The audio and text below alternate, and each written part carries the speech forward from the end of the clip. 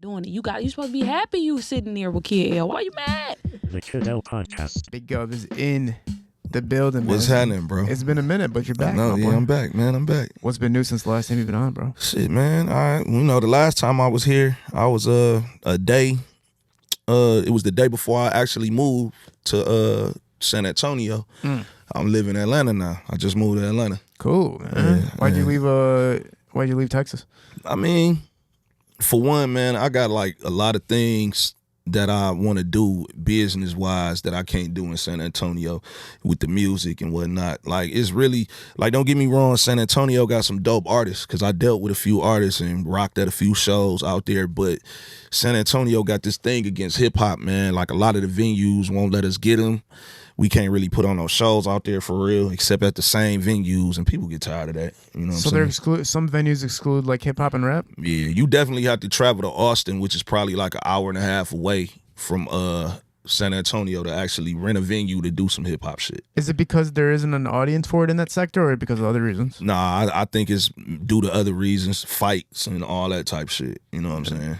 Yeah, we had that problem with Masonic in Detroit. They 313 weekend, they just wouldn't allow the show to happen with Really? Masonic, and we couldn't find an event. Well, they couldn't find an event space to have 313 weekend, and it was like a continuous problem. But you wonder, like, are they right in an aspect? Is there too much violence and stuff to be trusting the crowd, or is it just like malarkey kind of? Oh man, it's hard to say, bro, because it's like, you know, if you really, really serious about the hip hop community, you kind of want to like not do shit that's gonna ruin it for everybody. You know what I'm saying? So to me, I just feel like a lot of people don't take the shit serious, and then that trickles down to, you know, venue owners not wanting to be liable for insurance and all that type of shit. You know what I'm saying? So yeah, So you've been around almost every generation of hip hop. pretty much. You only missed probably like a little bit of the early 80s, but Yeah. I mean, A shit. little bit, because I was born in 80. You know, hip hop really started. It started before me. You got to think like 77 through, I'd say about 78, 77, 78. What would you consider the start? When I do my history, I try to do the real history. You know what I'm saying? Now, we'll say that it started in the Bronx. You know what I'm saying? Bronx, New York. And that's cool because they did have a big, that was the key. You know what I'm saying? But before that, you had too many people rapping on songs. I mean, you got James Brown, you got, what's my man? Give It Here. Don't say nothing. Just get, I mean, you know what I'm saying? Like, you got a lot of old heads that was actually rapping on records. You know what I'm saying? So it's hard to say, man. But I mean, when it comes to hip hop and the 5 elements of hip hop, I definitely got to go with the Bronx on that. You know what I'm saying? They didn't think it was going to stick around. They thought it was going to be like a fad. You know what I'm saying? And once they started seeing the popularity in it and people gravitating towards it, now you got hip hop commercials selling cars and food, and you know what I'm saying? So they thought hip hop would die, but right now I feel like hip hop is on life support. I do. Yeah. You know what I'm saying? Just because of the fact that it's strayed so far away from what it used to be, right? Exactly. So is it kind of like, how do you look at hip hop right now? Like, what's your perspective of hip hop and rap right now? I mean, I love hip hop, and don't get me wrong, everything is not hip hop. Like all of the shit that everybody's pushing nowadays is not hip hop. You get what I'm saying? But I love hip hop and I love rap, but I don't like all rap. You see what I'm saying? Like, it's a lot of shit that I hear that don't fit me as a listener. Not saying that it's not good, you know what I'm saying? But it's just me my personal preference. You feel what I'm saying? I don't knock nobody, bro. If you get in the studio and you in there and you putting in work and you recording records and people like it, so be it, bro. You know what I'm saying? More power to you, but everybody's not gonna like it. You know what I'm saying? Yeah. Well, you know what they're saying kind of is like there's a lot of drama that's kind of self-created drama within the entertainment industry to keep people's attention. So it's like, it's almost like you're watching a TV show now when you're watching hip hop. It's instead of it being like authentic and raw and real, it's almost like they're creating these drama scenarios to keep us attuned because the music is just not hitting anymore. It's not hip hop though. See, that's the thing. And then I look at it like social media damaged everything. You know what I'm saying? Pretty much. Social media damaged everything. Streaming damaged everything. And then just, you know, I feel like a lot of people a lot of artists feel like if they don't do something outlandish, they won't get attention. Yeah. You get what I'm saying? And if none of this existed, or if we could have, like, the people who got the power would have kind of like put their foot down and said, we not doing this, we not accepting this, I think hip hop would be a little bit smoother. But anything goes, and if it's selling, a lot of the execs don't care what the drama is as long as it's selling. You know what's crazy though about the concept of you saying like hip hop's kind of on life support? I feel like that's been being said for like 25 years now. Because even with Kevin Brett and Chaos from Toronto, he was always saying like Joyful Rebellion was literally about like hip hop dying, and like MCs literally ruining the game by saturating it with bullshit and knowing how to monetize off mainly the kids that were purchasing the CDs, but they were just listening to bullshit the whole time. And then Eminem even said one time, he said hip hop is in a state of 911. He's like saying it's in an emergency state. But whose fault is it?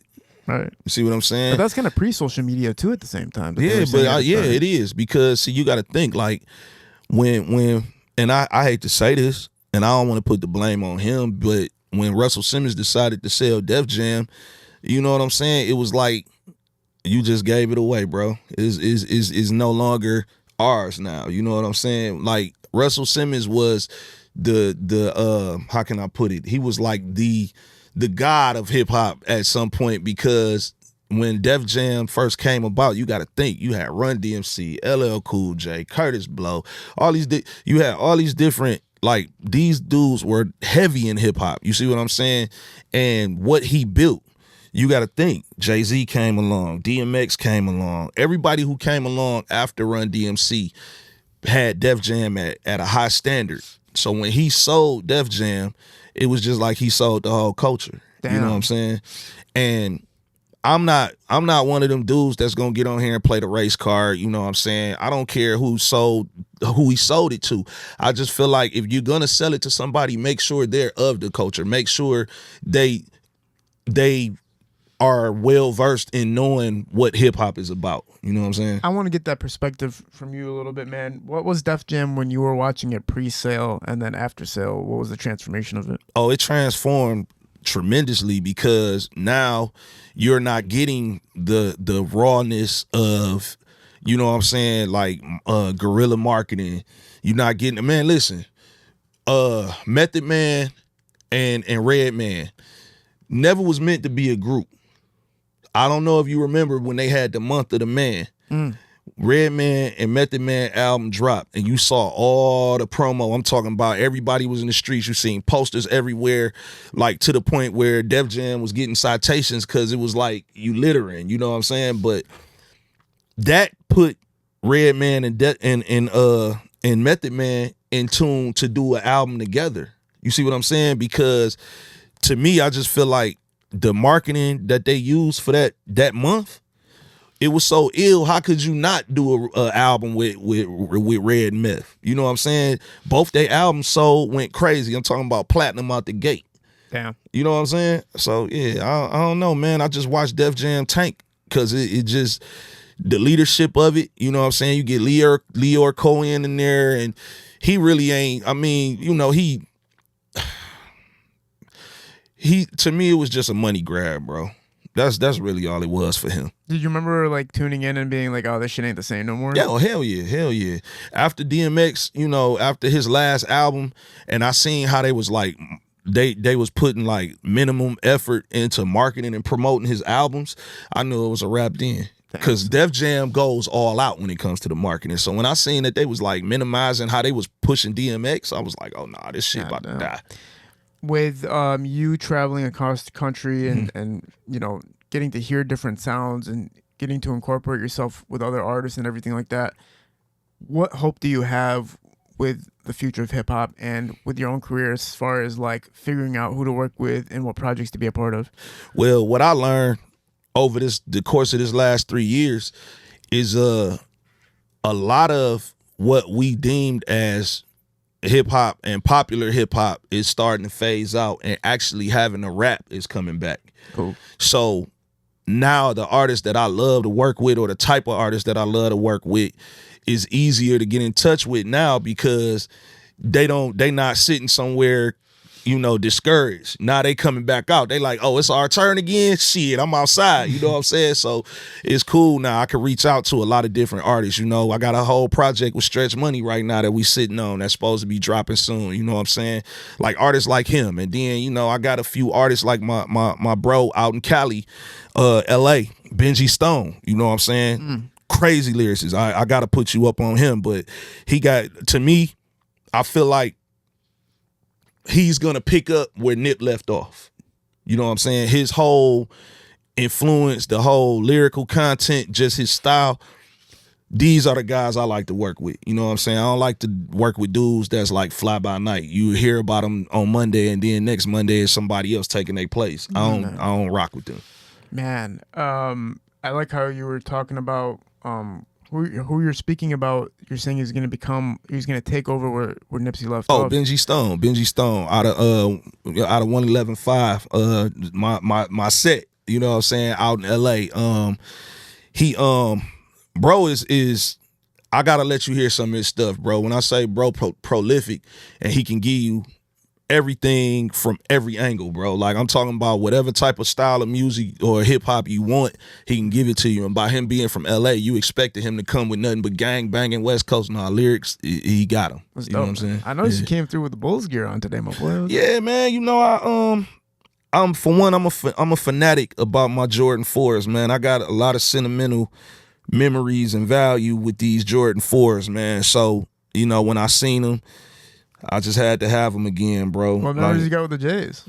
What memories you got with the Jays? So my first pair of Jays, my uncle Gregory bought them, and I went swimming out in River Rouge because that's where I was living in Southwest Detroit, in Rouge Ecorse area. But they had this place where all us kids used to go swimming called Great Lakes, and I went with two of my cousins, my twin cousins, and they waited till I got in the pool and went in the locker and stole my shoes. Oh my God! Now, I'm a Michael Jordan fanatic, bro. I used to think I was Michael Jordan. From the time Michael Jordan hit that game-winning shot in North Carolina all the way till he got to the NBA, I've been a Jordan fanatic. So, Crip, all that, but I'm gonna wear some bullshit. I'm definitely gonna wear some bullshit. You're gonna see me wear anything Michael Jordan. I don't care how much red he got in it. It's not gonna change the fact that I'm what I am. Man. Yeah, because I noticed only a lot of cats when they fly in, sometimes they'll really be rocking Detroit gear to make sure people remember. But I like how you already know people already know, so it's like I don't gotta do all that. No, I mean, everybody know I'm from Detroit, Southwest Detroit. Hey man, if you don't know where I'm from, you been under a rock. But you spent, when it comes to your music, you spend a lot of time in LA though. Yeah, I do. Yeah, so it's like I think that's where people get confused. They feel like once you get to LA, it's almost like, oh, you forgot about Detroit type. Nah, it's not that. It's just I go where the love at, bro. Like you can't get mad at me. Well, first of all, let me say this. You can't see me on my grind and doing what I'm doing in Detroit. You know what I'm saying? And not show me no love. And then when I go to the West Coast and I get all the love on the West Coast, you like, man, he act like he from out there. Nah, it's like when I tried to, and I still represent Detroit, regardless of how much, bro, I got an album called Son of Southwest, where I just talk about nothing but Southwest Detroit or just Detroit, period. But I done got it to the point where LA niggas think they from Detroit. You know what I'm saying? It's like when they hear that album out there, they spitting the lyrics harder than me when they quoting the songs and listening. You know what I'm saying? That sounds fucked, man. Yeah. It's dope that your music is translating so well across, man. It's like, you found success there, so might as well put yourself out there more. Yeah. But you notice a lot of artists do that in Detroit. Once they become successful, it's like they have no choice but to fly out and make success somewhere else. Atlanta's a hot spot right now, obviously. Yeah. Texas, Oakland. Mm-hmm. Chicago's the only place that I don't know about where it's like how much Detroit and Chicago are fucking with each other. Yeah. But I'm sure there's something going on out there. Yeah. Because I don't see any like crazy collaborations with Chicago. Yeah. See, I wouldn't know neither because I don't really be too tapped in with a lot of the shit that I don't like. Yeah. So I really choose not to tap in, and then a lot of that shit you can't really give one YN props and without the other YN feeling like you riding with them. So now you got to worry about pulling up at the light and this YN getting mad because you fuck with that YN. I just don't want to get involved, bro. God. I stay to my, I stay out the mix. I don't want to get involved in nobody drama, no nothing, bro. I don't want to take no sides. I don't want to be on nobody team. I'm just gov. Yeah, that's the way to do it. Yeah. From an outside looking in though, because you've been able to see Detroit from other cities' perspectives, what did you see as far as Detroit's trajectory from 2017 till now? Did you see like, are you seeing it go up, down? Like, how do you feel about the trajectory of Detroit's music scene right now? I ain't gonna lie, bro. I've been so hurt about my hometown and the way that I feel like I've been treated in my city. I pay no attention to it. You know, I hear things, I might see something on social media or whatever, and then I just ignore it because it's just like the energy of it just don't. My energy so different, bro. I done put so much work in on myself and my mental health, bro. I don't even want to get involved. You know what I'm saying? Like I got people calling me every now and then, like, you seen what happened with such and such and such and such? No, I don't know nothing about it, bro. I ain't gonna comment on it neither because, you know, I'm not here to take nobody's sides. Now, if I ride with you, I ride with you. If you my people like that, you my people. You know what I'm saying? But at the same time, like, bro, sometimes you certain shit you don't get involved in. So when I get asked about the current trajectory or the current climate of Detroit hip hop, I really don't know because I don't be tapped in. Yeah. You know what I'm saying? I mean, I want to tap in more, you know, but because it's certain artists that I want to deal with, you know what I'm saying? And they not like younger artists. They like artists that's from my era or probably a little, you know, after me. But, you know what I mean? I feel you on that because I was like, even when the whole culture vulture thing was happening for like years on end, I remember getting phone calls from some of my people that are like, bro, why the fuck are you even in the game anymore? Like, these motherfuckers don't fuck with you. You see this? And I'm like, but the views are coming from somewhere. Like, somebody's fucking with me. Yeah, you can't, you know, for me, when I seen that happen, bro, I kind of was... I spoke my piece on it. Yeah. You know, you can't be a culture vulture when you so well versed with music. Like you are a musician. So people gotta understand, like, all they see is what they see right here. They see you doing this. Yeah. And then they see you having artists come in and you do the interviews, but they don't know you on the drums. They don't know you do whatever you do with your band. You know what I'm saying? So hip hop has played a role in your life outside of this. Well, I mean, I've been listening to hip hop since I was like fucking 8 years old, and I was always involved music videos, to music reviews, to being at the shows, to signing artists, to curating music for artists. Like, I've always been around hip hop. It's not like something new to me. Right. But the thing that tripped me out was like I did a 105.1, The Bounce interviewed me a couple weeks ago. Yeah. And they pretty much started the interview with like, so the culture vulture stuff. And I'm like, my damn, God. I really wish you would have asked me about how I interviewed Icewear Vezo's manager Chanel and how much game she gave to me and how she was telling artists that hip hop is not fairy tale land and that you really need to take it seriously and become an entrepreneur in the game if you wanted to succeed. She got to, you know what, not to cut you off, bro. Yeah. I definitely want to give her flowers because I watched her from inception of, you see what I'm saying? And she's definitely like one of the best. When I say hands down, she got to be like one of the best managers as far as hip hop goes I've seen. Yeah. You know what I'm saying? All around. I mean, she gotta carry herself in a way to where a motherfucker know, hey, I'm not a pushover. We handling business. You see what I'm saying? And she gets straight to it. And I love that about Chanel. I really do. You know what I'm saying? So shout out to her, man, and Vez. You know what I'm saying? I love what they doing, man. It's just crazy though, because it's like you're doing a radio interview, and then it's like you have so much you can give, you have so much you can talk about. Like, they want to talk about that. I could talk about you and what you brought, Yeah. and then it's like all of a sudden they're just like, oh yeah, but the culture vulture stuff is like, man, you're kind of wasting like everybody's time because we already been through all this. And you thinking too, my mom's listening to the radio, my family's listening to radio. Don't nobody want to hear that shit, bro. And I'm sitting there, I'm going like, damn, bro, I'm sitting here on the radio, tell everybody to tune in just for the radios to ask me about if I'm a culture vulture. They don't ask me nothing about anything I put. They didn't even know I used to shoot music videos. Right. They're like, oh, you used to shoot music videos? Oh, that's crazy. It's like, bro, you didn't know nothing about me, but the first thing you're gonna ask me about is that. So I'm kind of at the point where I'm like, I'm not gonna say I understand how you feel because that's a different lane of how you feel, but I do sometimes go like, damn, I'm hated so much that it's like, what are we doing here at the same time, or not showing enough love to the point where it's like, man, what are we doing here? Listen, bro, I come from the era of the hip hop shop. Me, Royce, Phi Ella, Dirty Dozen, before it was D12. You know, all these different guys, right? And I've made a lot of moves in the city of Detroit with hip hop, and I've helped a lot of people in the city of Detroit when it comes to Detroit hip hop. And on some real shit, when they did you remember the deciphered the exhibit down at the what they call that shit, the Detroit the Museum of Arts or Detroit Art, whatever it is, right? Somebody literally tried to write me out of the history books. You know what I'm saying? And say that I'm a B-list artist from Detroit. So I didn't get an exhibit. Don't give him an exhibit. What he need an exhibit for? He's a B-list artist. We tried to rate you out. Just like, man, I you know, they know who it is. I ain't gonna, cause at the end of the day, it's old, it's over with, it's water under the bridge, but dude know what he did. And at the end of the day, like the lady didn't know. She was just trying to do something to show love to the artists of Detroit. You know what I'm saying? And dude did that. So at the end of the day, like I look at all that and nobody fought for me. But see, I can do interview after interview after interview. And I mention everybody because I'm that much of a fan of hip hop, especially Detroit hip hop, right? So I never miss a name. And if I do miss a name, I correct myself. You know what I'm saying?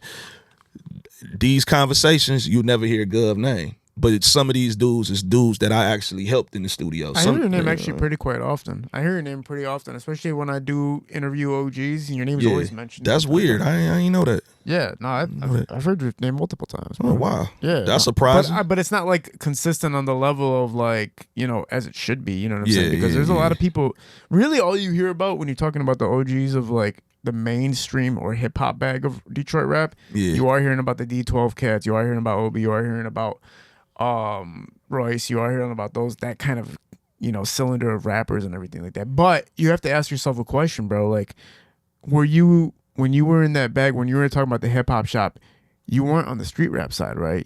Were you completely hip hop bag, or were you kind of in the middle? I was in the middle.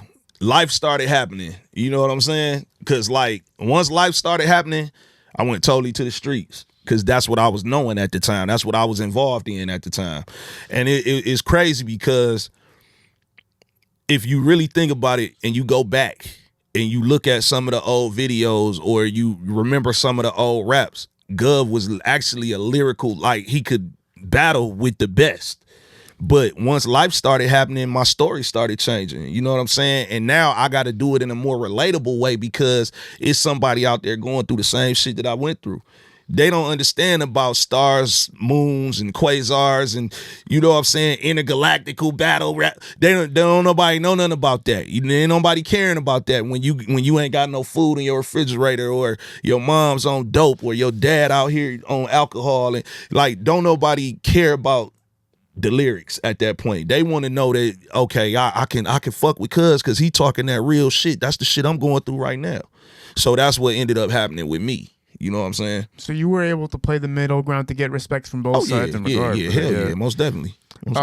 Hip hop shop days are crazy, man. Oh right? Man, that was the best, bro. I want to. Is it cool if we run down some of the times of the hip hop shop? Because I have so many stories from there that I've heard from people. Hell yeah. Are you familiar with the rapper Undertaker? Yes, that's my guy. He told me that one time he walked in on a battle, and Bizarre flipped on him and basically told Bizarre was, I'm about to shred you. And Undertaker was confused because he's like, Bizarre, you're my boy. What do you mean you're going to shred me? And then all of a sudden, they took the microphone around the entire venue and let everybody diss Undertaker. And once it came time for him to get the microphone, Eminem took it, ripped him apart.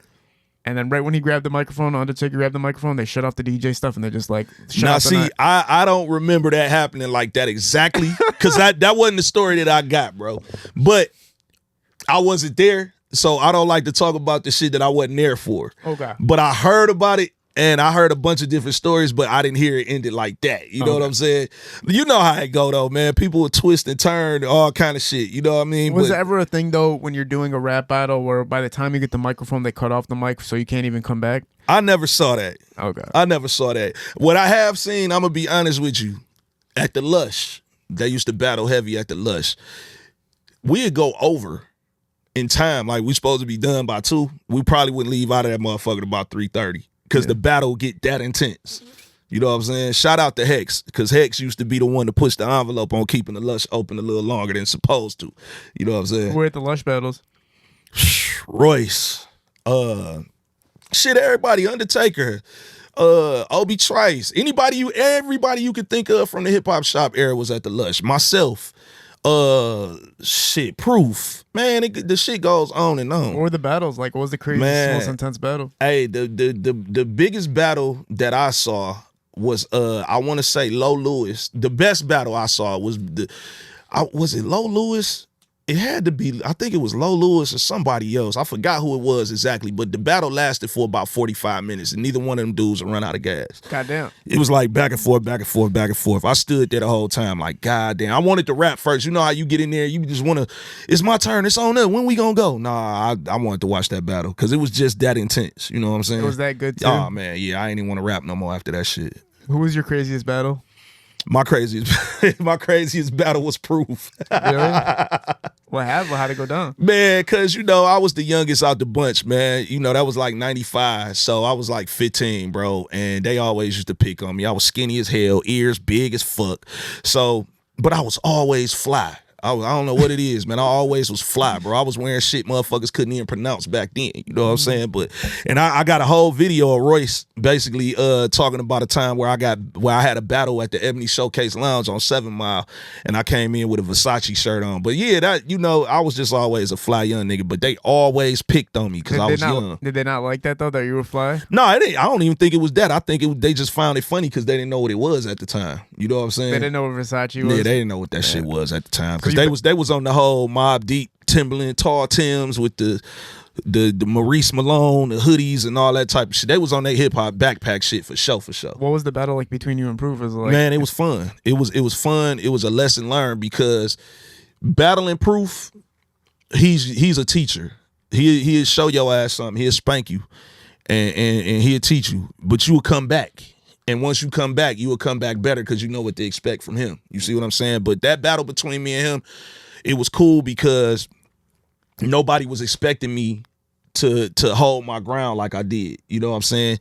He got off on me. He got off. The first line, talking about ears, Dumbo, this, that, and the third, just going crazy, right? And I said, okay. But motherfucker, you got a missing tooth. And we just going back and forth, you know what I'm saying? And it was just, it was dope, man. I think our battle lasted probably about 25, 30 minutes. God damn, yeah, man. we was going at it, bro. And that's when he had the dreads. And like I say, he was rocking the Maurice Malone shit. It was before all the D12, Dirty Dozen. Well, it was Dirty Dozen back then, but it was before the D12 shit. Wow, man. Yep. What was crazier experiences, the hip hop shop or the Lush? I want to say the hip hop shop because it was just the place to be. When you got DJ Head DJing, you got Proof hosting, you got Eminem, you know what I'm saying? You got Royce, you got all of these dudes, all of these elements, man, that really made Detroit hip hop. What took Detroit hip hop to another level, because before that, you got your Eshams, your B Devs and Poncho, you got your Detroit's Most Wanted, you got your AWOLs, your Awesome Dre's and hardcore committees. But once it shifted over to the younger generation, we took that shit to another level. You know what I'm saying? Because you can hear the sounds change from like Prince Vince all the way to Esham. Prince Vince, yep. Yeah, it all switches like drastically. Very unique sound, right? What was your first time meeting Eminem? At the hip hop shop.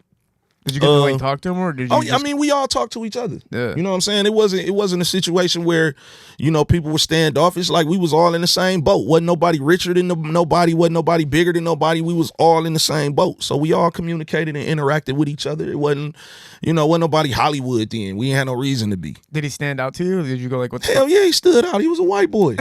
Well, come on, man. He the only white boy there going crazy. Yeah. I'm talking about going crazy, but then after him, you got Paradigm, and a few others, you know what I'm saying, that came behind him. But him really stood out because, for one, he was always saying some outlandish shit.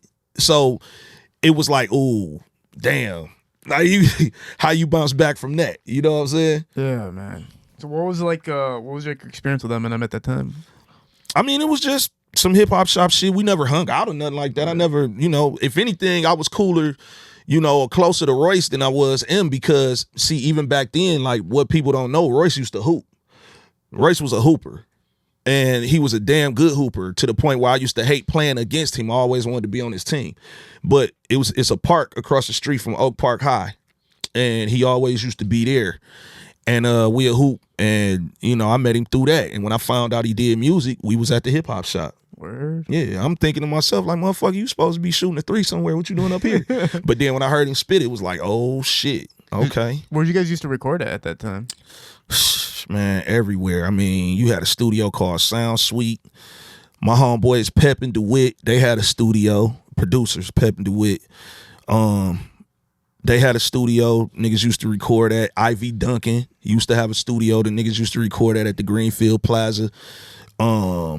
Proof, wherever he recorded, I followed. Yeah, it was a lot of places. Grape Jam Studios. The homeboy Sean, he had a studio called Grape Jam. Did you go to the record store a lot? The record store that everybody normally talks about? On 9 Mile? Woodward or something like that? I think it's called Record Time, but I'm not sure. Record Time. I never recorded there, but I used to go in there and grab a lot of records because I like to break down samples and shit like that. I heard it was like a community too. Like people would just pull up, and that's kind of how you would like network. Yeah, because I heard Eminem used to work in there at one point. Really? Yeah, that's what I heard. I heard that. But yeah, that was part of his story from what I understand. He used to work at Record Time. Yeah, that sounds like a pretty cool way to meet at that time because it's like only real hip hop heads are like pulling up at that time. And were you sampling stuff? Were you like learning to sample at that time? Well, at that time I had an ASR 10, and what's that? An ASR 10 was made by Sonic. It was a sampler and / sequencer. Oh, cool. Yeah, I had one of those, and I was rocking with the Roger Lynn MPC 60, so I had both of those connected, like I was running a MIDI. You know what I'm saying? So my ASR 10 was with the MPC was the slave to my ASR 10. So what I did was, and this is like my style of production even to this day. I would layer my drums. So I have whatever drums I got over here on the MPC, and then I bring some more drums in through my Sonic and layer them. Wow. You see what I'm saying? So my kicks and my snares got a punch to them. You feel what I'm saying? So you'd use two different snare samples on top of each other? About 4 or 5. Oh my God. Oh yeah, no, I layered. When I say layered, I probably had like 4 kicks layered. Oh my God. Playing the same sequence. You know what I'm saying? So nobody could ever steal it basically because it's like, where do you even get that shit from? Like, how do you even figure out the concoction, right? Yeah. That's pretty cool, man. Yeah. And then even with my claps, like I had some like signature claps. You know what I mean? Me and Dilla, when Dilla was living, me and Dilla used to trade sounds a lot. Really? You know what I'm saying? Yeah. So you would be like, yo, this is how you do this, basically like a formula, like this is how you do this. And you know what? One situation where Dilla was in the studio working off the ASR 10, he was trying to figure out a way to get his drum notes to sustain. And I'm like, get the pedal, bro. Plug the pedal in and just use the pedal. Put your foot on the pedal. Like a piano sustain pedal? Yeah. And for the snare? And it'll sustain the drums. Because when he was hitting the key, he was hitting it. It was like, it'd just like be real short, like a staccato type. You know what I'm saying? But then once he got that pedal and put his foot on that pedal, now you got the full snare. You see what I'm saying? Yeah. I noticed that with a lot of Diddy's beats or whoever was making Biggie's productions, that like the snare would like you would hear that thing throughout the whole all the way till the next word started. Yeah, I love shit like that. That's cool to hear shit like that, man. Yeah. Who are you sampling as far as like music? Like, what was your record collection like for samples? Man, Willie Hutch. Curtis Mayfield, all that 70s soul shit. Then I even go back to like Fifth Wheel. Was it Fifth Wheel or Fifth Wheel Drive? Fifth Wheel Drive. That type shit. Like just the whole soul rock type sound. You know what I'm saying? I was sampling a lot of that shit.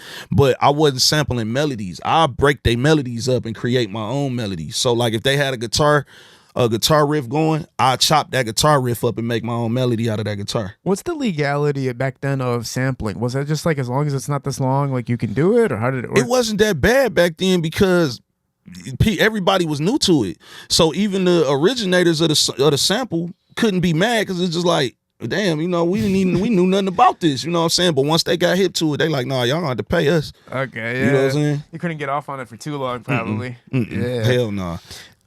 Yeah, that time is so fascinating to me because it just feels like it was all raw, real, and I don't think was it like I miss that shit. I wonder to this day, did you guys think? Because I talked to so many guys from the '90s where it's like a lot of them were like, we don't even give a fuck if we made it or not. It was just about doing the music. Yeah, that's how I feel now to this day. Like I never wanted to try to be the biggest rapper or the biggest artist. I always just loved doing this shit, and then for me, it became therapy. You know what I'm saying? Music for me, even to this day, is therapeutic as fuck, bro. Yeah. You know what I'm saying? And once you live life and you go through things and you experience a lot of shit in life, you know, you're going to either do one or two things. You're going to crash out or you're going to find something that's going to keep you afloat. You had the Tupac remix, right? You had the All Eyes on Me, right?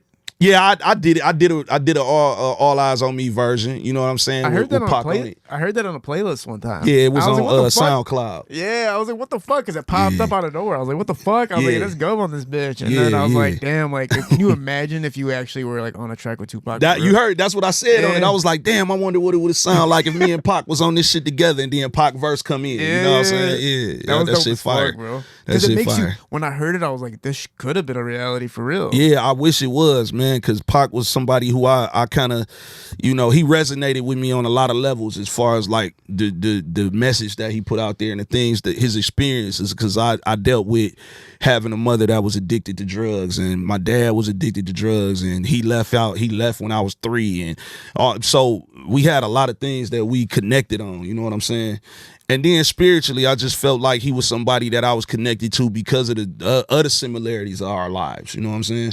The thing about Tupac that always kind of like, I'm a mega fan of Tupac, but the thing is, the only thing I always question is, okay, his pre-gangster image was the complete contrary to the gangster image. Like when he was growing up, you could see he was like the smart, humble young kid, revolutionary, super conscious, super conscious, rebellion, and like philosophy. Like he had it all going on. He was kind of soft spoken too. Like he was very light and delightful to like watch and see. And then all of a sudden you see this crazy ass transformation to muscled up, bulked up, talking gangster, being involved in gangsterism, like all that type of shit where it's just like, that's contrary to what you came up with. And how did that happen like that? So that's where people, even with the Ice Cube image, sometimes people like Ice Cube almost was preset to be like the way he is versus you can't, him being bro, let me say this. You can't control what you go through in life. We don't know what flicked that switch in Pac head. You know what I'm saying? And from my understanding, imagine being a dude who is pro-black and all about his people, and his people turn on him and get him shot or set him up and this, that, and the third. That's a whole nother level of the game. I've been shot before. You know what I'm saying? And I know what it feel like when the motherfucking bullets burn. I know what that shit feel like. So when a motherfucker get to talking about, how he switched and how it ain't even so. I don't even think it's that. I think what it is he just lost trust in his people at some point, and this is who he is now because this is what you made me. You didn't appreciate me when I was fighting for all of us, when I was telling us we need to come together and band together as brothers and sisters. Now is, you know what I'm saying? First off, fuck your clique in the, you know what I'm saying? Like I can understand because I've been betrayed by my own people a lot. And did it change me to the point where I lost faith in my people? No. But at the same time, it has made me jaded. It has made me cynical. It has made me less trusting in my people. You feel what I'm saying? But at the same time, it's like, man, I just chose to be a loner. I never go out like Pac went out. You know what I'm saying? But it made me be a loner, and it made me step back from a lot of people and not being able to trust people, especially in this industry, bro. Yeah. You know what I'm saying? So I can understand what Pac, where the switch, where the switch got flicked. But I don't condone a lot of shit that was done or said, but at the same time, I understand. When you're talking about your own experience of being shot, like what can you walk us through like that time of your life? So, night of the fireworks over on Lang and Meringue, I was at a dice game, and one of the homies that I know from the east side, you know what I'm saying, we went over to one of his people's house, and around that time I was doing shit I ain't had no business doing. I was getting money, but I was doing it the wrong way, and basically shit, I'm feeling good. I'm like, fuck it, let's go to the dice game. Boom, I get over there, we shooting. Well, they shooting at first, I'm just watching. You know what I'm saying? Then I get in. I banked their ass for like 5 racks. God damn. You know what I'm saying? This 1997, by the way. I banked their ass for like 5 racks. They didn't like the fact that once I got my money, I was ready to leave. They want you to keep reinvesting. Yeah, they want me to keep coming back, because they trying to get their money back. You know what I'm saying? And at that time, I had some shit on the floor. I had already had something lined up, this broad. I said, fuck that, bro. I'm about to get up out of here. So I take the homie, drop him off. The whole time we being followed. I'm not even paying no attention. At that time, I'm not even thinking like I should have been thinking. You know what I'm saying? But I'm getting followed. Boom. We pull up. I drop the homie off. I go pick the broad up. go to the crib. Nah, street shit, you circle the block, you do something different before you actually go home because you want to make sure the coast clear. I was too young. I wasn't thinking like that. You know what I'm saying? I pull up, we get out, I open the door, I go back to the car because earlier that day I shopped. I go back to the car to grab the bags, and the next thing you know, dudes pull up and start unloading. They dumping. I get hit twice. You know what I'm saying? So yeah, that's how that went, man. The night of the fireworks too, 1997. The thing that's confusing about it is, like, did they take they took the money back, or did they just? Nope, they kept rolling. So that means they would have had to have thought something else. They couldn't have just been like, they just were like mad that you left. They probably thought you somehow snaked them or something, or something. I don't know what it was. That's but crazy as fuck. The crazy shit, when I find out who the dudes is, right? The funny shit. So before I could get any get back, they done fucked around and cooked they damn self. Now it's a story. You can look it up. I don't know if it's still up, but it's a story. It was a Comerica bank that sat right there on Meringue. And I forgot the side street, but I know it sat on the corner of Meringue. These motherfuckers is from the same neighborhood, blocks away. They robbed the bank. The getaway driver forgets to put the car in drive, and when he hit the gas, he backed into the fucking bank. Oh my God. And they got caught. So it was like God that they got caught up doing that dumb shit before I can get to them. You could even come back. I couldn't even get back, but that's how karma worked. You know what I'm saying? Obviously, as tragic as it is, at the time you're an artist too, right? Yeah, I'm still doing the music shit. I know it's like kind of a messed up question, but you see how relative it is to this time. Did that somehow help your career? Did they go like, oh damn? Nah, cause I mean, shit.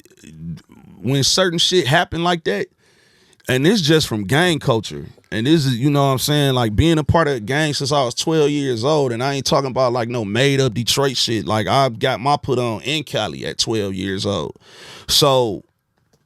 Gang culture, when shit like that happen, you don't talk about it. You stay quiet until you get your get back.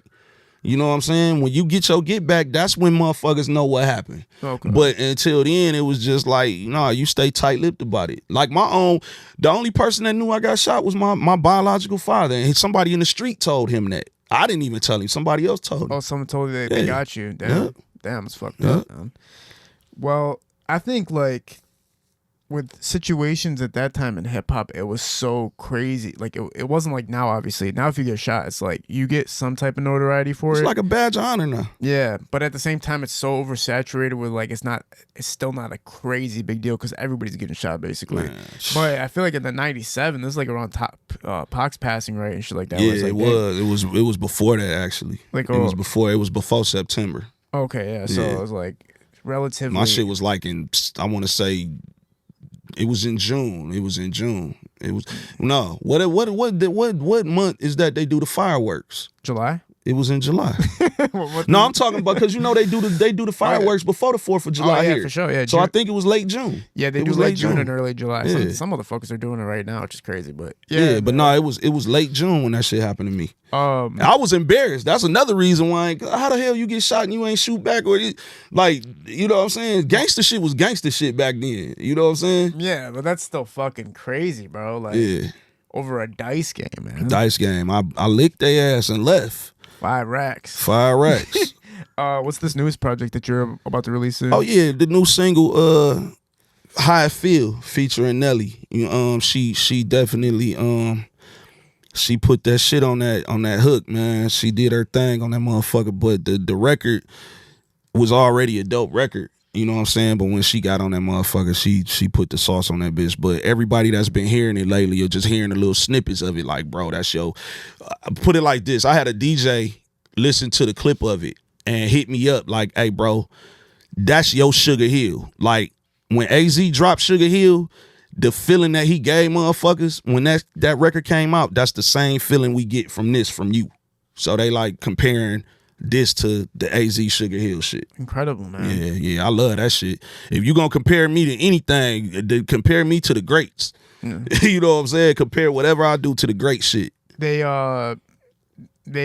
say that right now since the saturation is so insane that if you have something that strikes, it's gonna do magnificently well. Yeah. Because it's like they just said Lil Wayne's new tape was like everybody's. Oh man, I ain't heard it yet. And that shit hurt my heart to hear that because I love Wayne, man. I hope when I listen to it, I can listen to it from an ear of real artistry. I don't want to listen to it as a fan. I want to listen to it and see what type of work was put into it.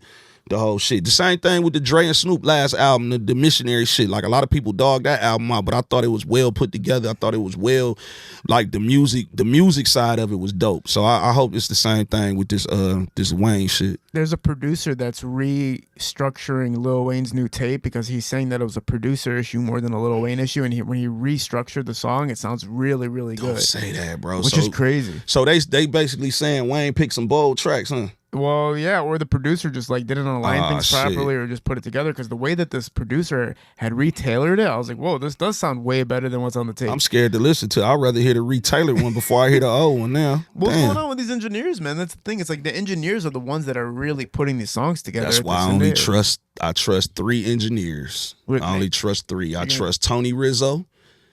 I only trust Jeff Edwards. And I trust my man Vegas Vic. I don't trust no other. Like, and then I can't say that either. I gotta add one more to it because White Mike is definitely a dope ass engineer as well. You know what I'm saying? So them 4 people are the only people that ever touch my music. Damn. I've never went outside of them guys. Damn, son. Vegas Vic, Tony Rizzo, Jeff Edwards, and fucking White Mike. Them the only dudes I ever trusted with my shit. Who's White Mike? White Mike, Fire for Hire.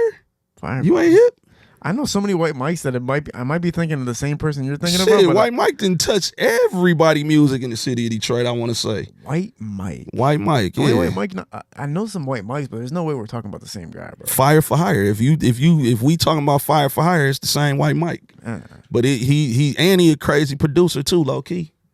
I got a track from him called My Life. Isn't that the 2K song? The song that I did, I produced that record. That was the song I did for NBA Ballers. Oh, NBA Ballers, yeah. The motherfucking Rags to Riches and 2K shit. Didn't even exist at that time. Nope, it didn't. It was NBA Ballers Midway Games. Got a nice little check that I never saw. What happened to the check?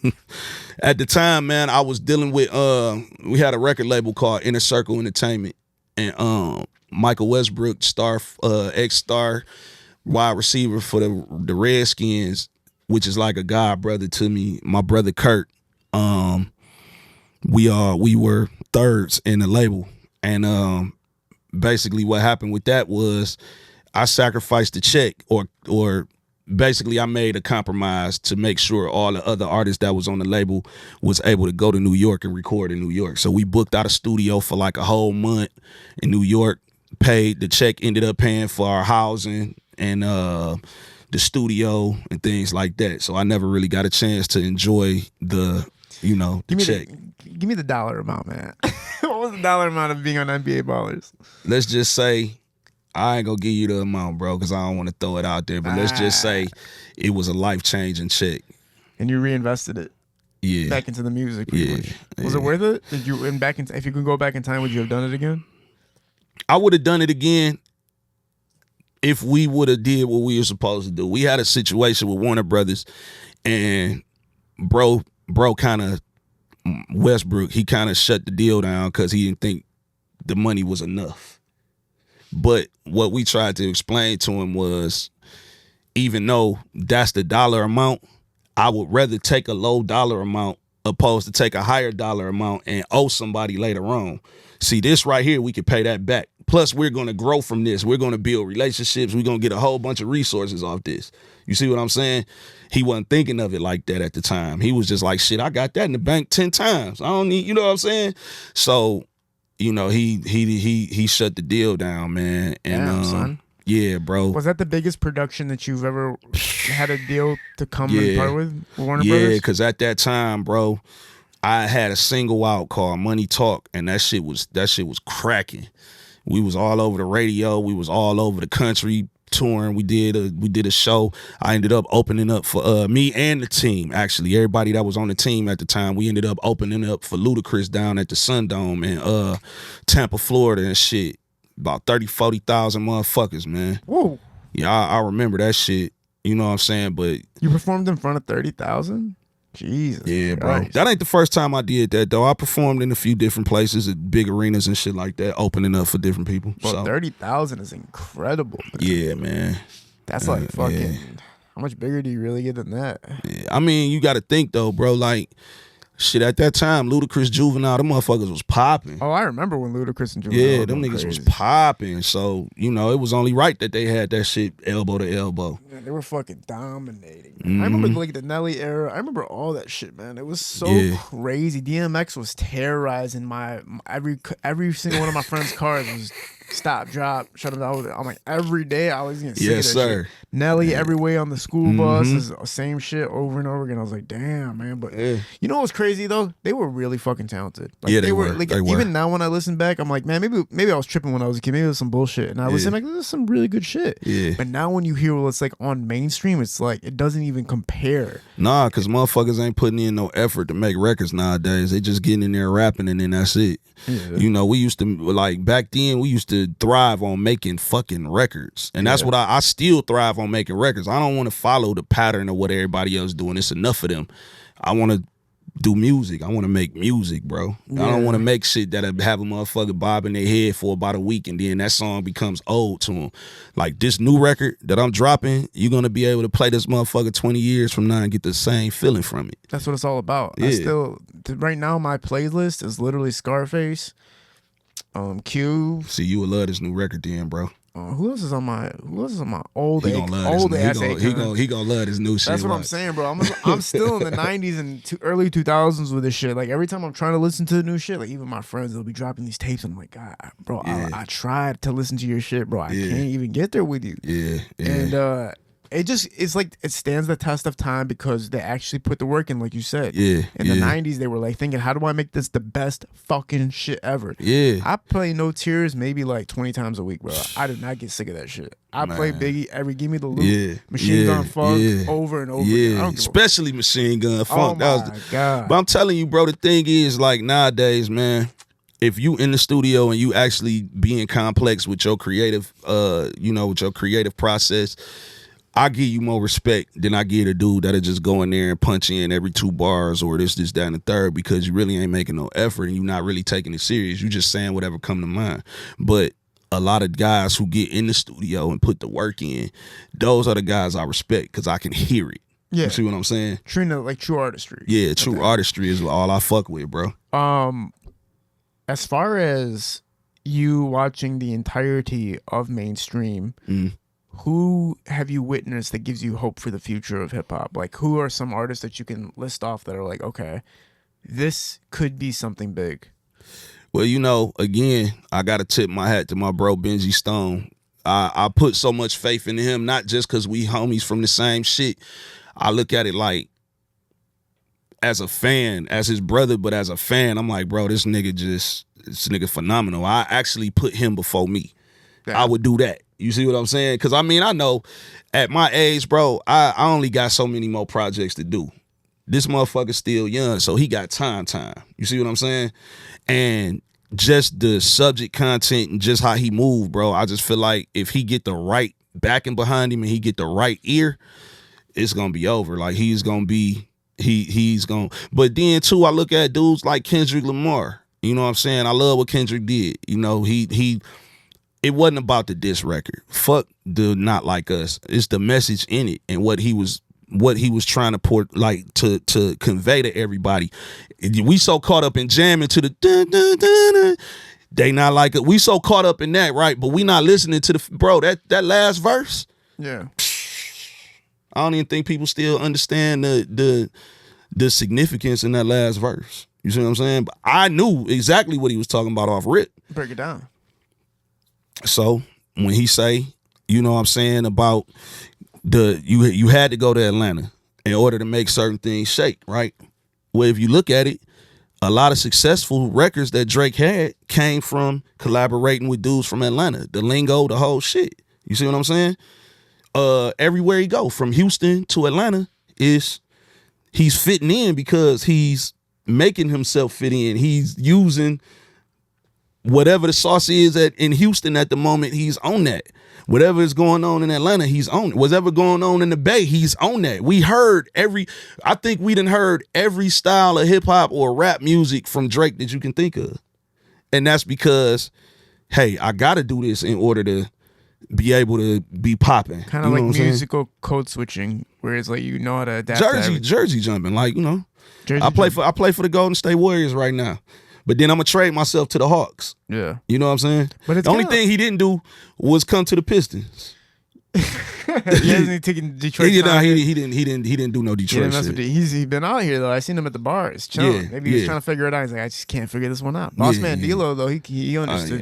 He understood the assignment with that. But you know what? Look, the way it is like entrepreneurship, right? Like you got to look at this time of hip hop and artistry as entrepreneurship. It goes hand in hand because if you're building yourself as an artist, there's a marketing aspect of it that if you don't have a team or a label or a machine behind you, you have to understand yourself. So it's like, okay, let's just say you're using artistry to become magnificently rich while doing your artistry. The smartest thing to do is dominate every single market. It's kind of like what Kevin Hart did with comedy. Kevin Hart was like, okay, we can do hood stuff, we can do slapstick stuff, but now let's touch him with the families. Let's touch him with overseas comedy. Let's touch him with every single demographic, so I have every single market watching me right now and take as much amount of money.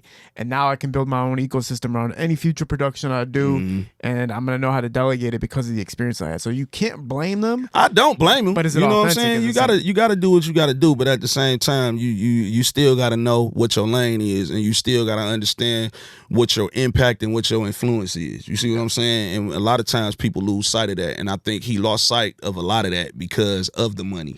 That's the whole point, right? It's like if you're influencing millions and millions of people with your music or production or whatever you're doing, and it's like you're taking them down a route of disingenuous nature, that's the scary part because we're like following a leader that's not even really having any structure behind what he's doing. He's like, I'm going after the bag. I don't know what y'all fucking doing, but there is no reason, rhyme or reason behind why I'm doing any of the shit I'm doing. Right. So as a listener or as a follower of this public figure, you're almost like watching a journey that you're believing there's a reason for it, but instead it's just like, no, we're just watching a guy make a bunch of money right now. That's all it is. That's all it is. You know what I'm saying? When you follow Tupac's journey, you could feel like what he was going through from the beginning till the end of it, and it's like he believed in what he was doing so much that the journey made sense. With Biggie too, it's like you follow. I think Biggie was more in the artistry type of things. Like fuck all the like he wasn't really into the politics of shit. No, he wasn't. He wasn't. But he was showing you like this is the excellence of my artistry and how far I'm gonna take it. So you could appreciate that journey and where he came from and how it ended. Yeah. But like some of these cats, it's like I don't give a fuck about the artistry. I don't give a fuck about what I'm influencing you with. I just care about the money. That's it. You follow me, you're kind of a dumbass to some degree. That's it. Unless you just and they'll tell you that though. Yeah, they'll tell you. I've heard dudes rap about pill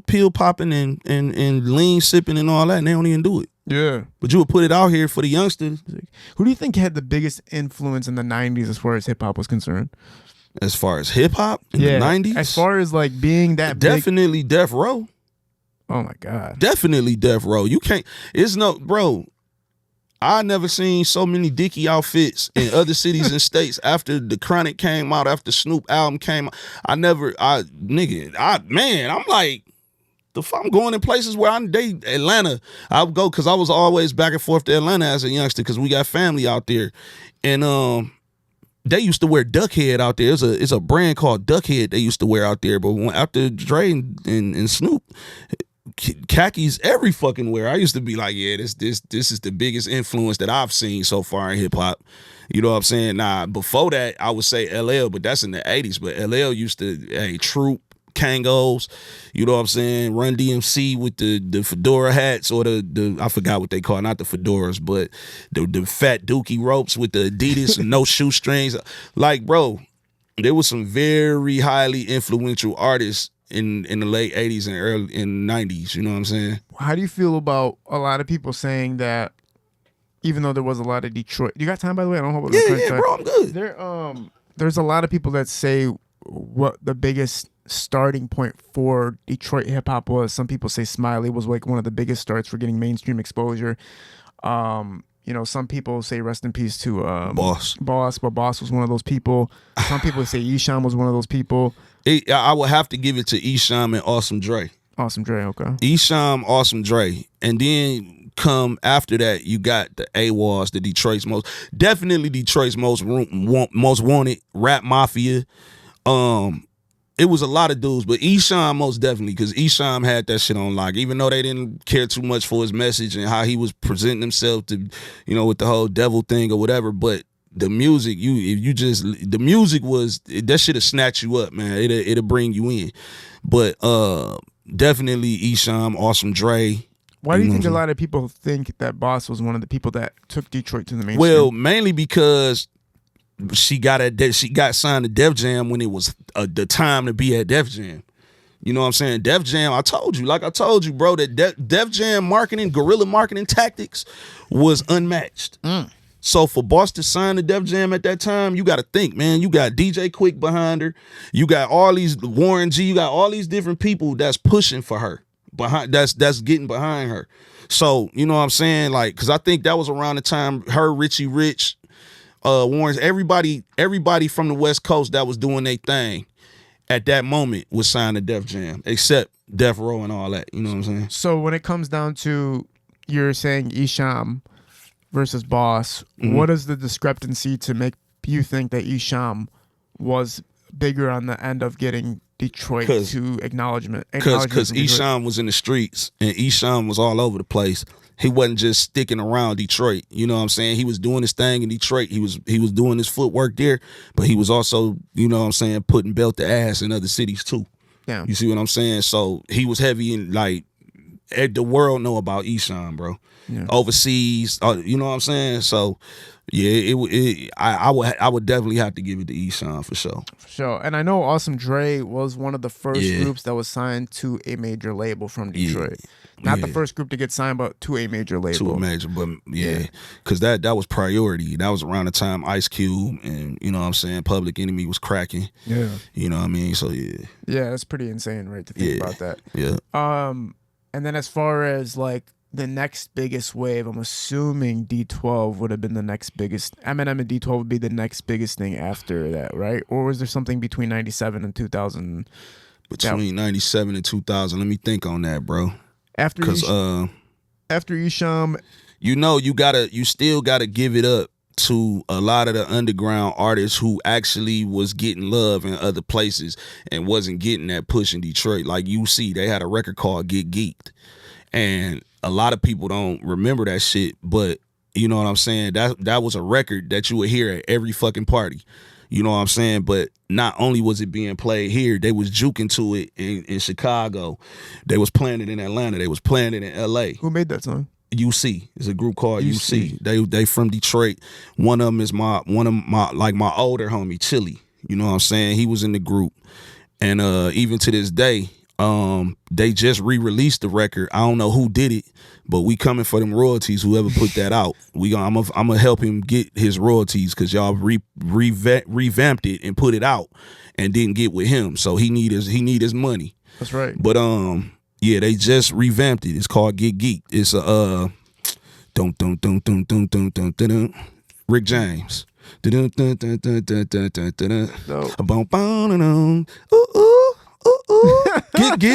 Get geek. It was a party record. You know what I'm saying? So yeah, that was that.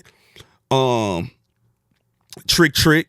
Everywhere we go, we deep. So it's like, bro, they was playing these records. MC Breed, fuck. Oh yeah, Breed. MC Breed. You know what I'm saying? Flint out there. Yeah, ain't no future in your friend. So I gotta give these guys, you know, they just dudes because they was in the streets. I don't care about the mainstream. I know when I was out of town, when I can go to LA and hear DJ Quick playing Ain't No Future in Your Front, or, you know what I'm saying, Everywhere We Go We Deep, that type shit. I know for a fact that those dudes were like the ones, even though they didn't have major deals, but they made themselves look major.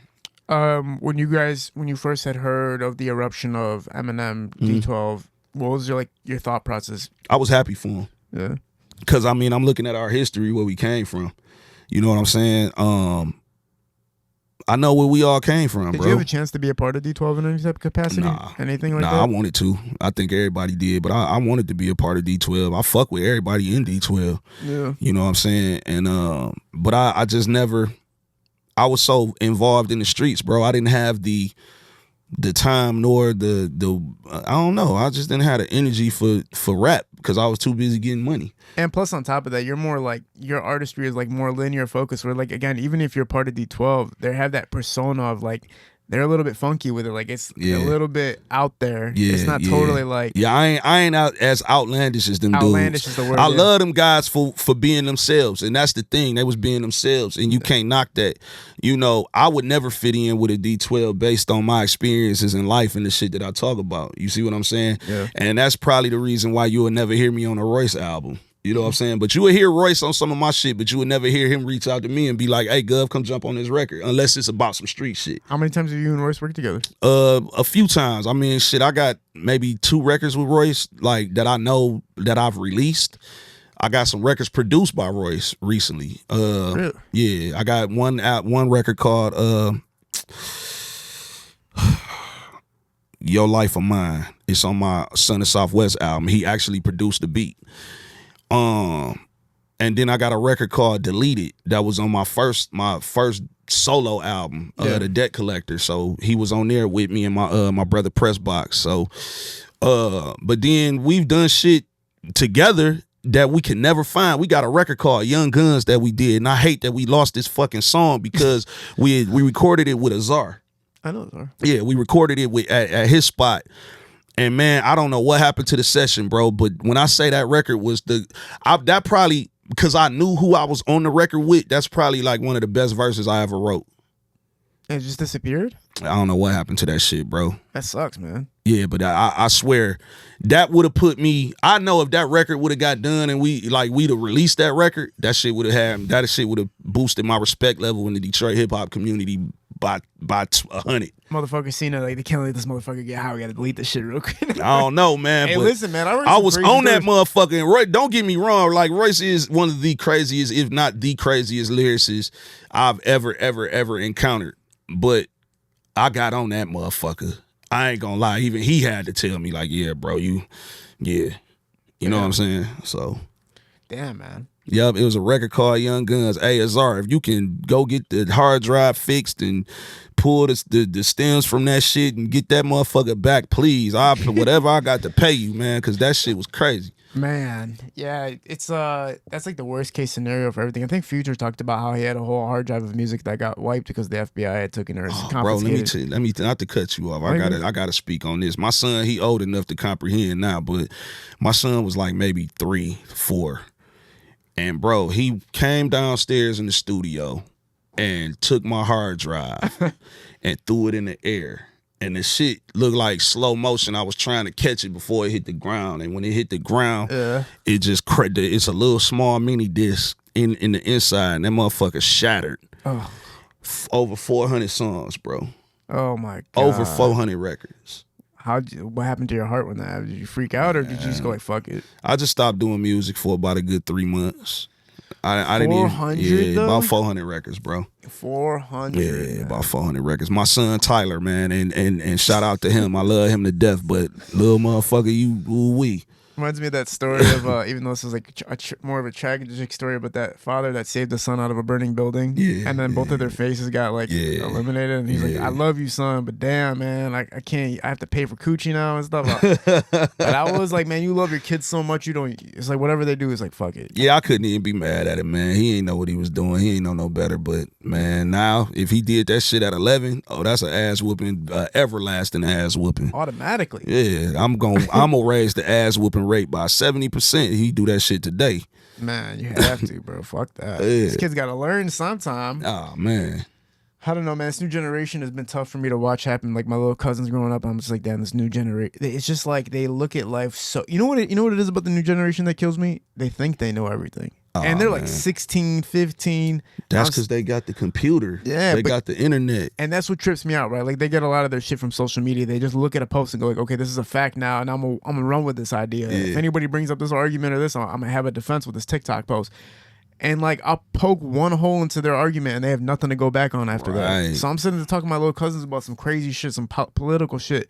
They say some TikTok shit and I poke one hole in it and they don't know where to go after that. Like, oh, like when I grew up, you had to know what you were talking about front and back in order to speak about it. But it's now, called due diligence. Due diligence, exactly. You know what I'm saying? But now with social media, it's like they just say something and they won't let down. I'm like, damn, you guys got to stop acting like you know everything. Because if you're not a student of the game of life, and you think you figured it all out, you're gonna have a hard ass time when real life comes to your door, man. Start knocking on that bitch. Facts. You want to fake your way through a job interview or fake your way through knowing a lot of shit until somebody with real knowledge comes up and goes like, no, you're wrong about that. Right, and just because you came with so much confidence, I don't want to hear anything you got to say anymore. I think that's why I survived through the times like I have, because I don't speak on shit I don't know. Yeah. I stay out the way of those conversations. If it's some shit I don't know, I'm not gonna talk about it. You know what I'm saying? Yeah. That's why when you ask me certain shit about the Detroit, I don't know nothing, bro. I don't know shit about shit, bro. I don't even want to speak on it because I don't want to say nothing crazy or say nothing wrong and the motherfucker be mad. But I just rather, I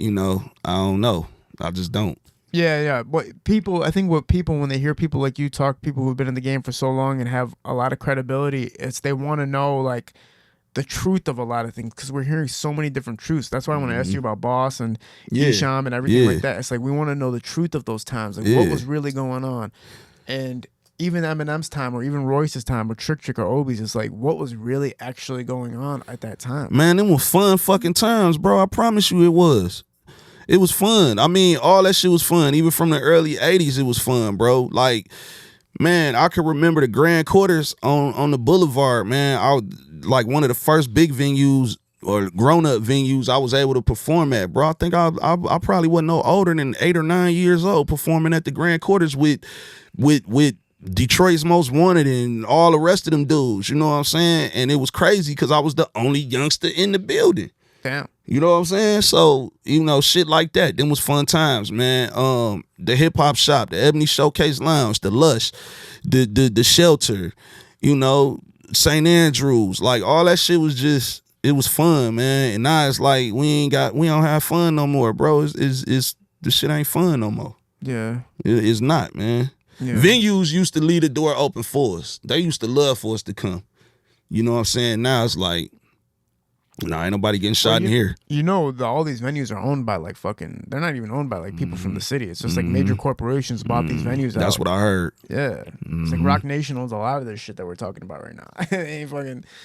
They don't give a fuck about the culture, bro. They just care about the profits. Yeah. You know what I'm saying? Even comedy's changed, everything's changed. It's not even just like rap has changed. Yeah, I heard some shit on the internet, man, about some comedians beefing. I said, how do you funny motherfuckers beefing? I had an issue. That's crazy. I'm not gonna name names, but we had a pretty major artist here and a pretty major comedian here last week, and they got into it outside. And I was like, motherfucker. I was like, they're both really comedians. Wow. I was like, can you guys like take? And it was over nothing. I was like, can you guys realize, first of all, you don't pull up to somebody's place of business and fucking start drama. Second of all, y'all are fucking comedians. Chill the fuck out, bro. Like, that's crazy, bro. When funny people get into it, that's just, I don't know. But yeah, man. You know what it is these days, bro? I think people, because negativity is pushed so much on social media and these viral moments are pushed on social media so hard, everybody's like, fuck it, man. If that's what it takes to get known, I'll do that shit. Fuck it. But it's like, why don't you just go be really good at the shit that you're doing instead of creating all these gimmicky, goofy ass don't moments? Nobody care about that no more. Don't nobody care about the talent and the time and the effort that you put into your craft nowadays. All they care about is the drama. Yeah. You see what I'm saying? Like, I can give you a prime example. I did a story time about my breakup on TikTok. Yeah. That motherfucker did over damn near 100,000, 100K views. I deleted that shit. Damn. Because right after that, I put up a video, like my music, and that motherfucker got up to about 600 or 700 views, and I was just like, okay, something gotta give. Like, if I'm putting up drama, motherfuckers is loving that shit. But if I put up the music, it's like the shit dwindle. So, for me, it's just all in what you choose, the content that you like. And nowadays it's just too much goofy content. Like, if you go through my page, bro, I probably got the lamest Instagram on Instagram. I'm gonna tell you why. Cause I don't divulge in drama. I don't like posting fights. I don't like to see my people beating each other up and fighting each other and arguing and all that goofy shit. I don't fuck with that. I don't condone that behavior amongst my people. You see what I'm saying? So you would never see me post a fight. Now, you might see me post Tony Harrison in the boxing ring, professionally boxing, or, somebody that I fuck with that's in the boxing game, but you would never see like no street fights and no shit like that on my page, bro, because I'm just not with that. You know what I'm saying? I don't push negativity on my page. Yeah. I try to push the most positive shit or the most realistic shit on my page. So that's why I got the corniest page on Instagram, and I'm guilty. I'll take responsibility for being corny on Instagram. I want to read some YouTube comments from some of your music, man. And if you could. Okay, I guess I'll just read these comments in any type of order. Nice. Big Gov, you. This is from Ricardo Jenkins 7. It says, "Big Gov, you are the truth, my bro." Rhythm.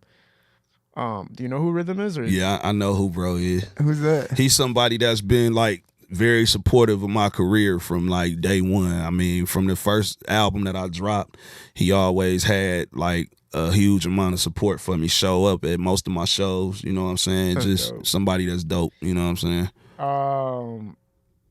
This guy right here is the truth. I love a style and flow. Next stop, Empire. You might as well get some cookies. Everyone else is LOL. Big Gov, you have no idea how sad I got. Just long enough to notice I wasn't there for you. I recall the talk we had. Nobody, no body bag for your big brother. No time soon. Good job. Damn. What's that all about? Man, some people just, the record, I guess the concept of the record, I can't even say I guess, the concept of the record brought out a lot of guilt in a lot of people that I had in my life because they felt like, they could have did more to be there for me or, just be more supportive. And like I said, the concept of the record is not about me dying.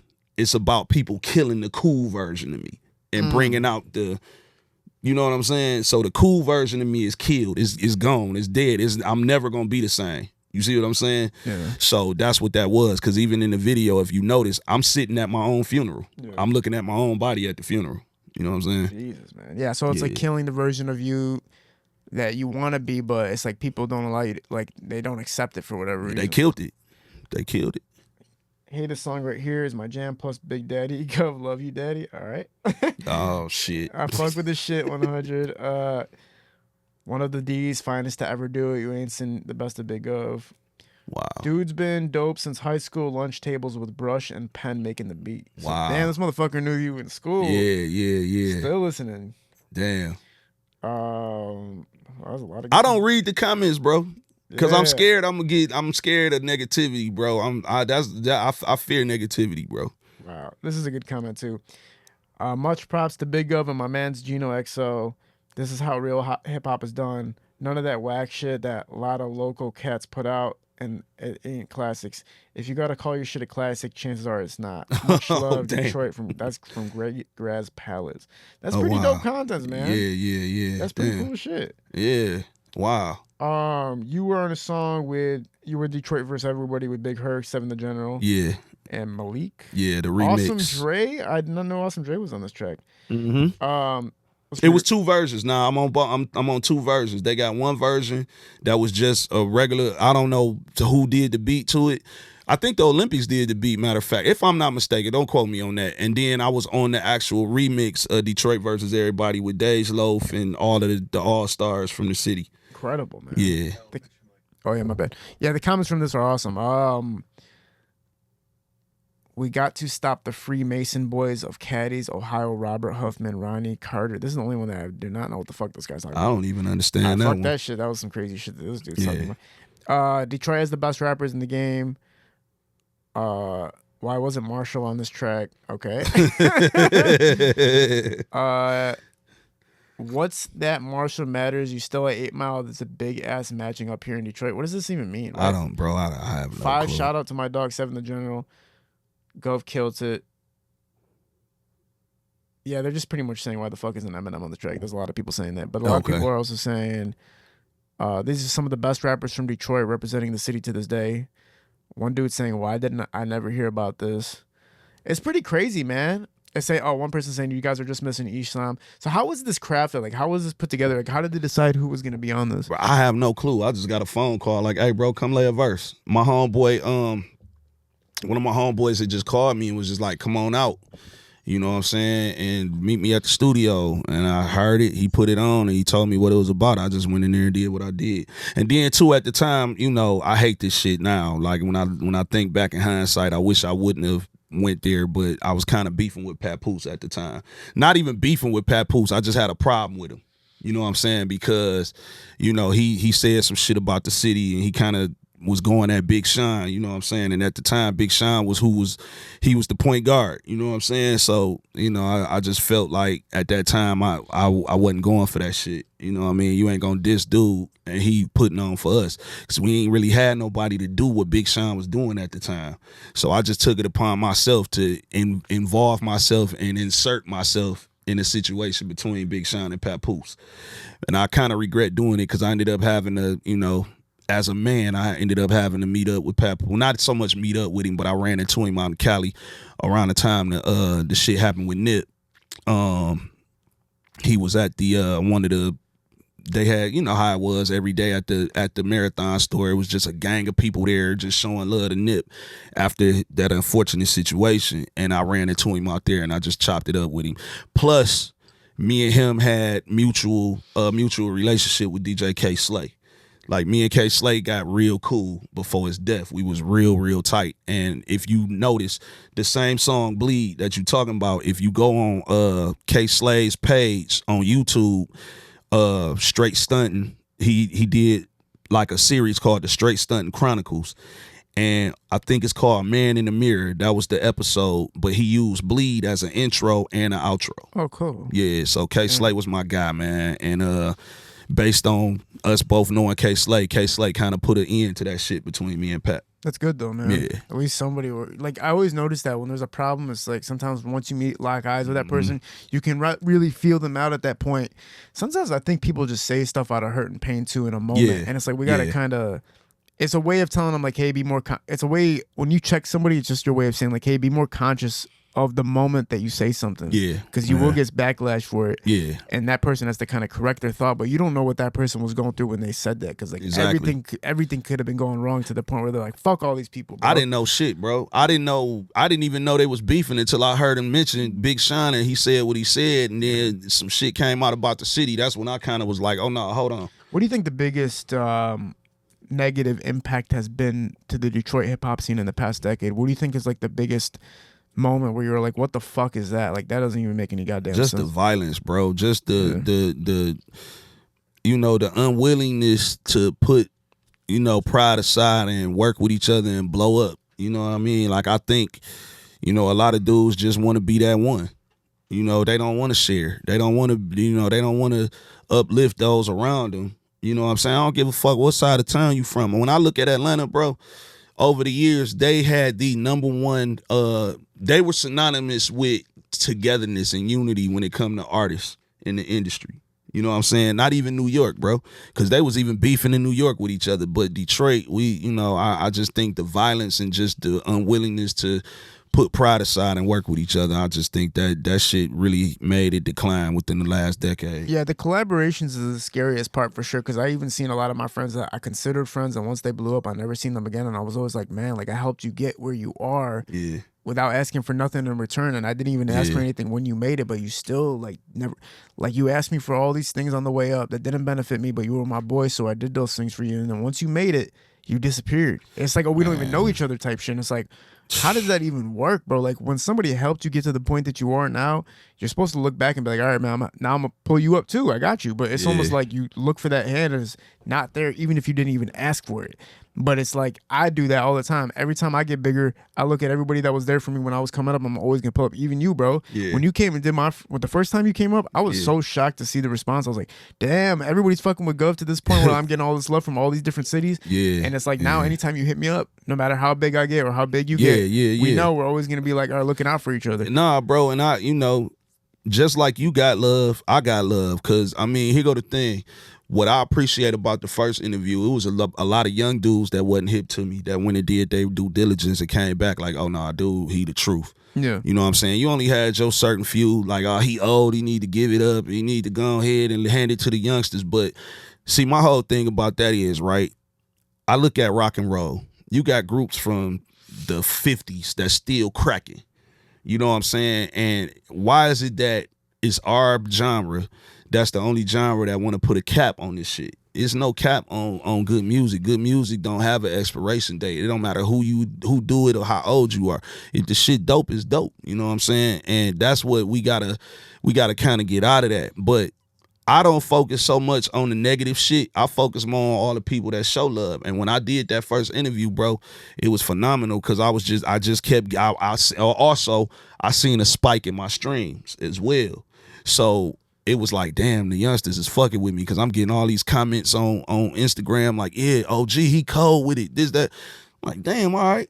You know what I'm saying? So now I have to remind myself when I'm doing music, hey, always show love to the youngsters. Oh, for you know sure. what I'm saying? It's always about reinventing yourself. Like, you got to look at the longest run probably in hip hop history is Snoop Dogg, right? He has to be the one who's reinvented himself to the point where, like, he's on every magnitude, every platform. Everybody's listening to him. If he drops something hot, you're going to listen to him. He has to have the longest run, but it's because he kept reinventing and staying in trend. Ice Cube 2-ish, where, like, well, that was a bad example, but his music didn't really keep going, but his Hollywood shit, like, his movies are banging, everything. He multifaceted, bro. So you know he's gonna be relevant regardless, and then he could come back and drop a single.